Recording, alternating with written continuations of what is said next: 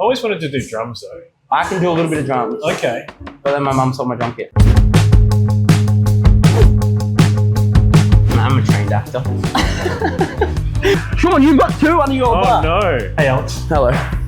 Who are you and what are you doing? That's a great question. I'm a small business owner. Okay. At Don's, where we're sitting in. Yes. And what do? I do different things. Different things. Different kinds of things. Depending on my week. How did you start out in the industry? Mainly cafes, really. Why cafes? I'm a trained actor. Is all this just one acting situation? The whole thing's acting. Okay. I think it just fit into my life back then. Sure. Because I was like 6 to 2, and I used to go study at night. Yeah. You know. So I think it was it. But I think cafe hospitality is so hard. I think it's the hardest hospitality in all regions of hospitality. Why do you think that for? Because I think people expect like a really high-end service at ridiculous times in terms of like 7 o'clock in the morning, and they want it really quickly. It's crazy. Because people don't have patience in the morning either. Yeah, true. It's interesting nighttime. People like on your team because alcohol. Sure, always helps. Yeah, and they're more relaxed. More relaxed because of the alcohol and the time of day. Yeah, where like it's really, I found it really hard to like slow down and cafe hospitality. Right. So is that why you wanted to do a wine bar? No, I don't know that question. I don't know the answer. I don't know why. It just happened. It wasn't a subconscious thing that you wanted a more relaxed venue and you could chat with people and lean on your acting capability in order to. No, I didn't plan it out that well. So it just happened that way? It just happened. This whole thing just happened, I guess. When did you open this? 2 years ago. So when was that? 2022. Okay. And how did it come about that you owned it? Like, were you in the space to go and buy something? Did you drive past it one day? I did drive past it one day. And saw a for lease sign or something like that? For a lease sign. Okay. And I had a deli at the time. Yep. And I was getting a little bit bored, I guess. Found this place and then did a walkthrough, and I just knew. I knew when I walked through it, I was like, this is it. How quickly did you know? Like the first 4 minutes. Wow. But only because of this is the only vision I had. I didn't have a vision for like these side tables or like this bench or like window seats. The only vision I had was this. How'd you come up with that vision? Had you seen it somewhere before? So when I went to Sunny's in Hobart, they did a much smaller version, and I really liked how everything was in one room, and all the energy was in like the one room. So going back to this, like when you had the vision for this, are you pleasantly surprised with what it's become 2 years later? Very much so. Very much so. I suppose I didn't think it could be this big. Like in my mind, it was really small project, I guess, with a small staff. We were writing dockets when we first opened because that's how slow I thought the place would be. But it's just resonated with so many people, I guess, especially around this area. And what I really like about this place is it resonates with like older generation and the younger generation, which I think is like really cool. Yeah. And we get a lot of older people come in and actually enjoy it, where they don't come in and they go, oh, turn the music down, or this is a bit too much. They actually, it's like they're refreshed by it. Yeah, sure. Which is interesting because a lot of places I find cater for what they think the older generation want, and then like baby them in a way, like they like try to protect them. Yeah. Spoon feed them almost. But I think they like being challenged in a new environment. I would think that they'd be like, this is too much for me. Like, but it's opposite. It's like we got one guy, Lindsay, who's 84, and he comes in every day. Every day. Is that the guy that drinks VBs? We saw him last week. Yeah, he's here every day. I feel like he was just like, I didn't think it was real because I'd seen your social media post about it. I was starstruck. I was like, that's him. I'm like, Diane, that's him. Yeah. I was like, it was awesome. Yeah, people want photos with him sometimes. Really? Yeah. Wow. Or so cool. This is the thing, they like to buy him drinks, but he does not like it. Why? He gets angry. Because he's like very old school. Like, I need your help. Yeah, I'll pay for myself. Yeah, cool. It's weird because we have to like deny people buying him a drink. Right, okay. Because then he gets angry, like frustrated. I'm like, well, like frustrated.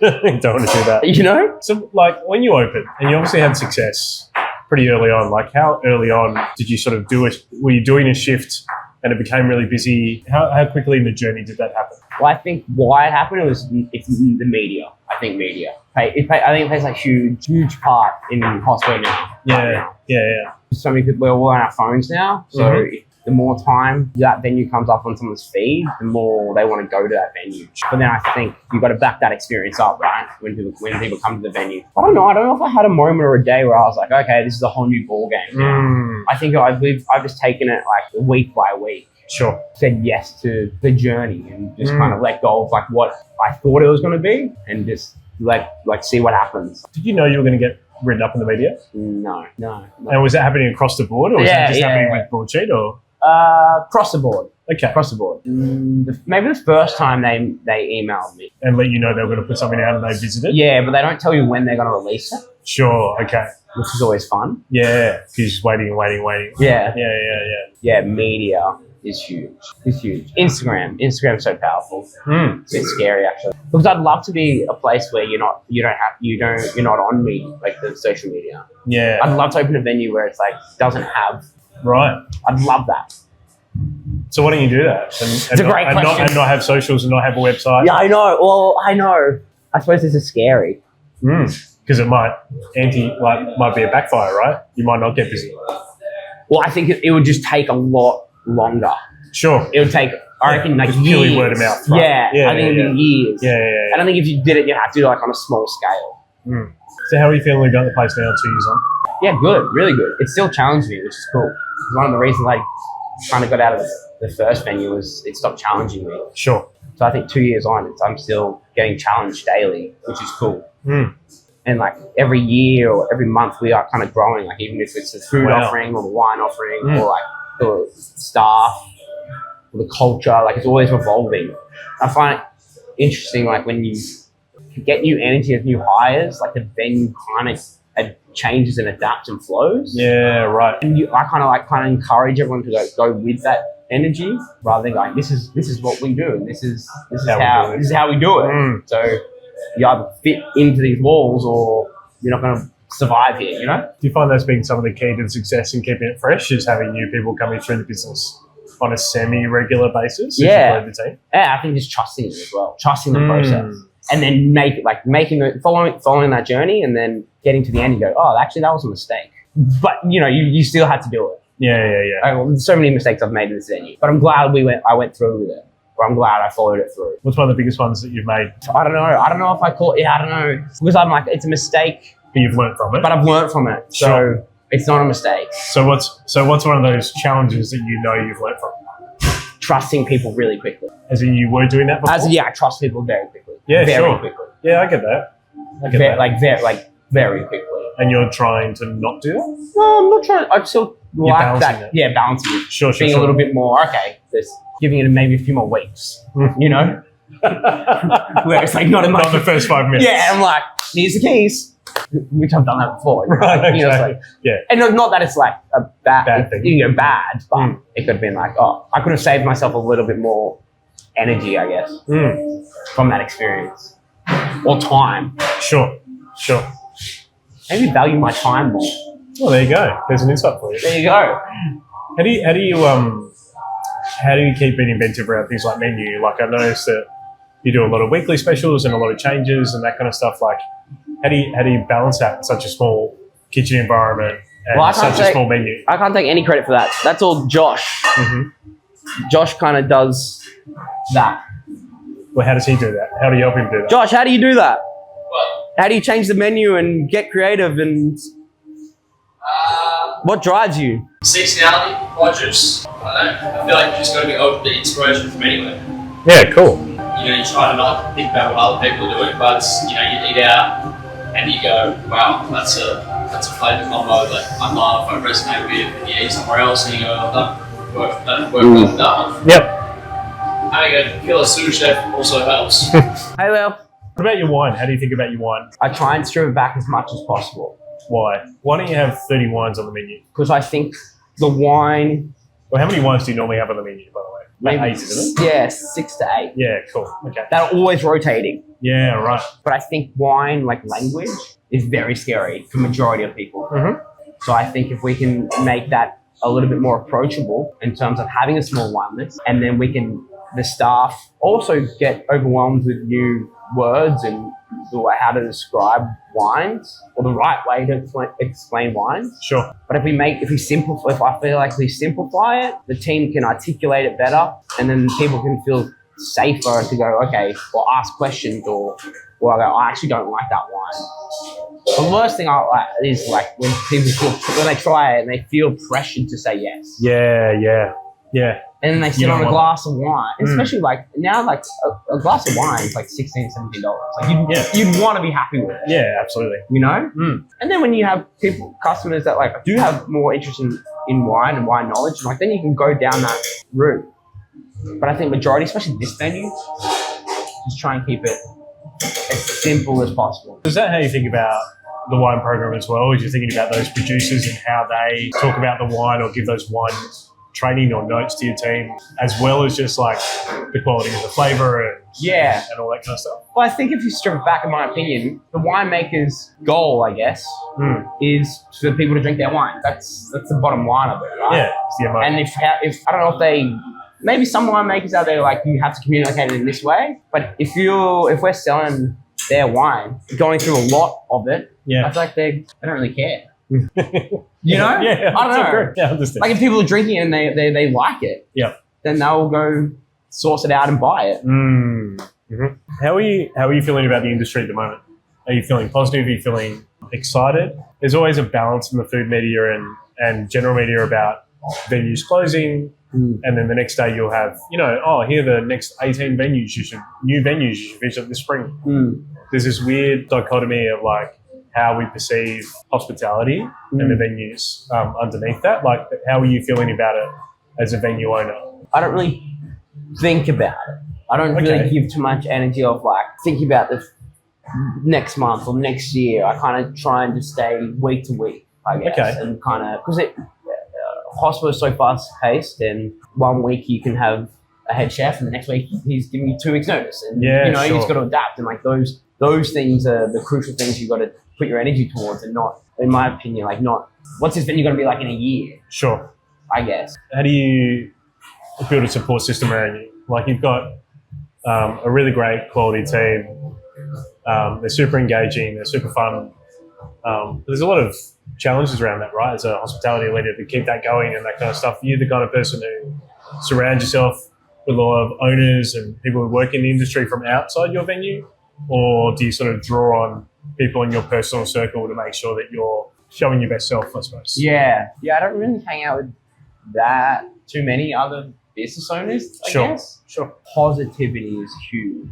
Being positive towards your team, being positive towards yourself. It's so easy to go down a rabbit hole in terms of being negative.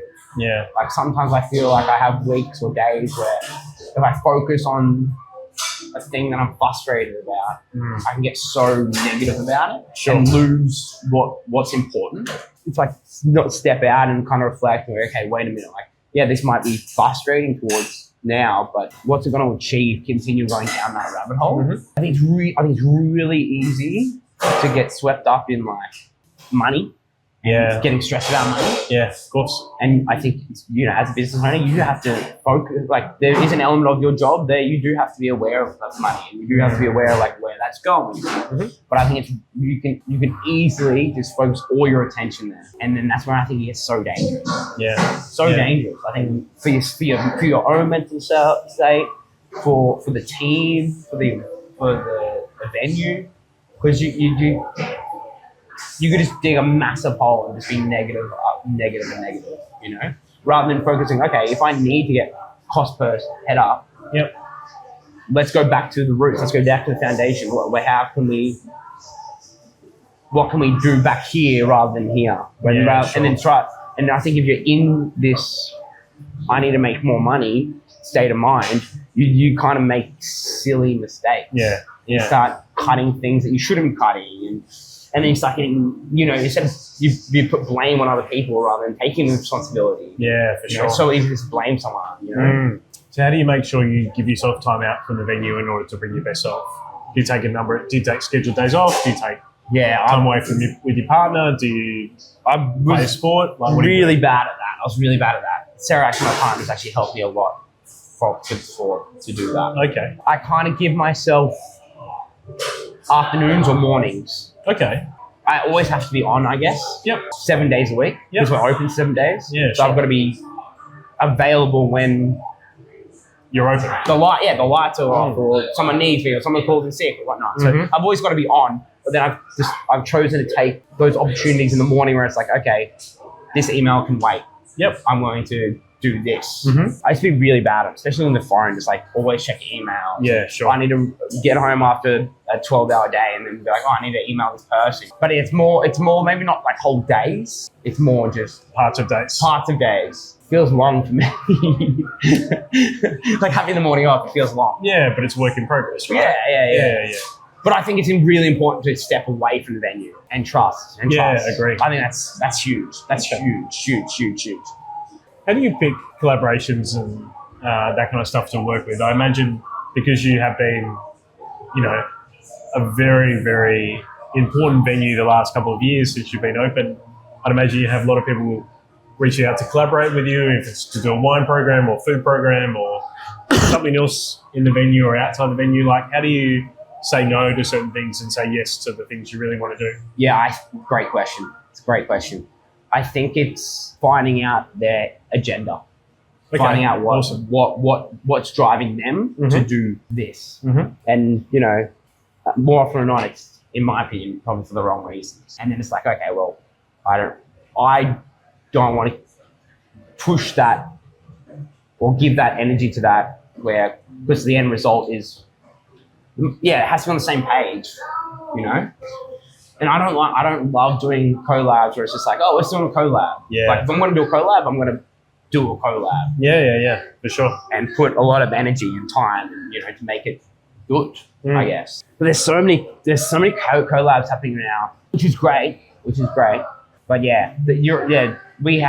we do get a lot of people asking for collabs, which is cool. It's just you just got to find out why. Yeah, sure. And see if you fit into that. Yeah, what you want to do. We go back and when we first year opening, when we didn't have much following, would you want to do that then? Yeah, of course. Or is it, do you want to do it now because we're cool? But if it's usually we're just on the same page, and then it's like, all right, well, you want to do what I want to do, and we can reach a big audience. Yeah, of course. Help each other. Yeah. I want to ask you a question about how to get people in the industry. I think you have no trouble in getting great staff here, and we've talked about that before, which is awesome.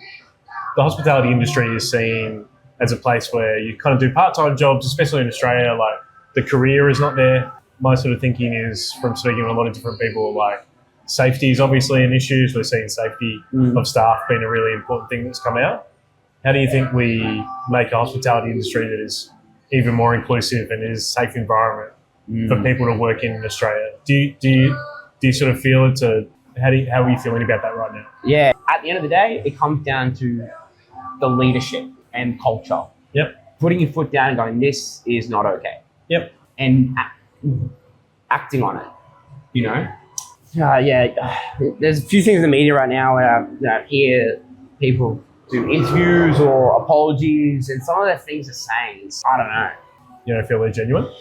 Hiring 3 experts to create a safer culture in your venue. It's like, why do you need to hire 3 experts to know this is wrong?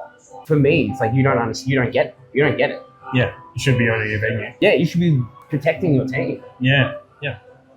I think when people get bigger, when companies get really big, they forget the foundation of people. Those people represent you.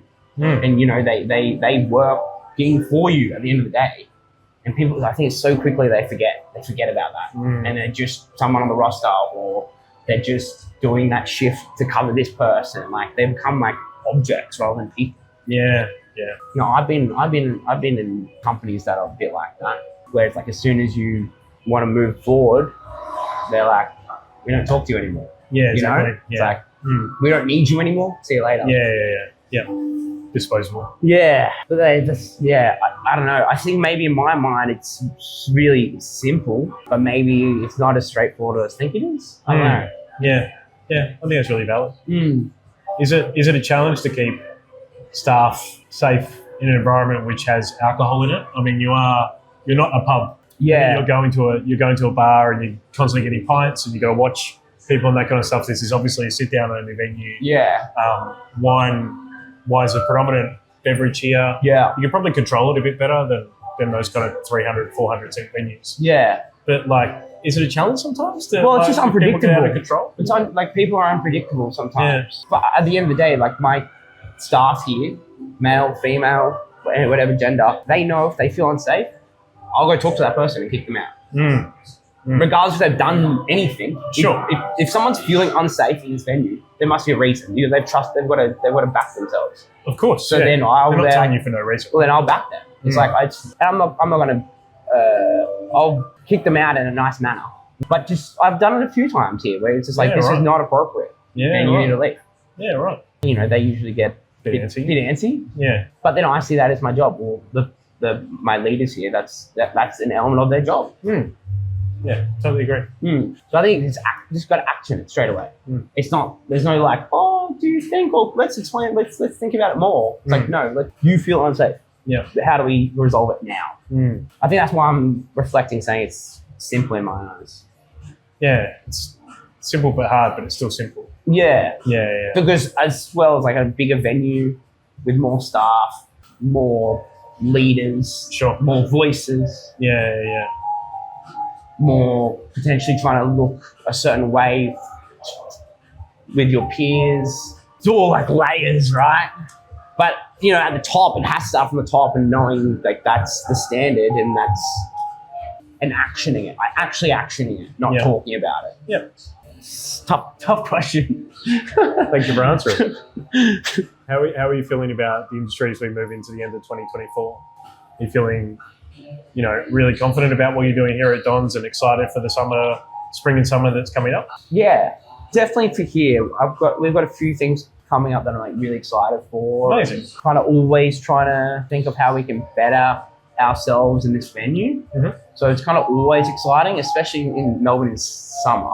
Yes. The energy is completely different. Yeah. Comes out of hibernation, right? Yeah. And there's a few conversations that I'd like to push and challenge, or some ideas I have that I'd like to kind of put into play here and see if it works or see if it doesn't work. Yeah, right. But yeah, I think the industry's right now, it's exciting. I think it's always exciting. I think the people that are in it for the wrong reasons, I guess, they don't survive. Culture and safety, I think a lot more is going to come out, and so it should. I agree. It would just be interesting of how the community reacts to it, I guess. How to is it just going to be a 5 minutes fame and or the media's going to be talking about it for 5 minutes and then next week when talking about another restaurant opening. And we're talking about them getting hats and things like that, and everyone's just going to forget. Yep. Which has happened before. Absolutely. This does feel like a bigger scale, but who knows? It does feel a bit different. Yeah. Which I think is a really challenging thing, but I think is a good thing in the long run for the industry. Yeah. Well done on creating such a safe space. And it's such an exciting space for us to come into the last 2 years. I feel humbled that we know you. I feel lucky as an industry that we get to experience venues like yours. I think they're really important for connection and belonging, both of customers, but more importantly, your team. And it's just been good to chat with you today, man. No, thank you, man. Appreciate it. Very nice words. Connection, great word. Connection. That's a wrap.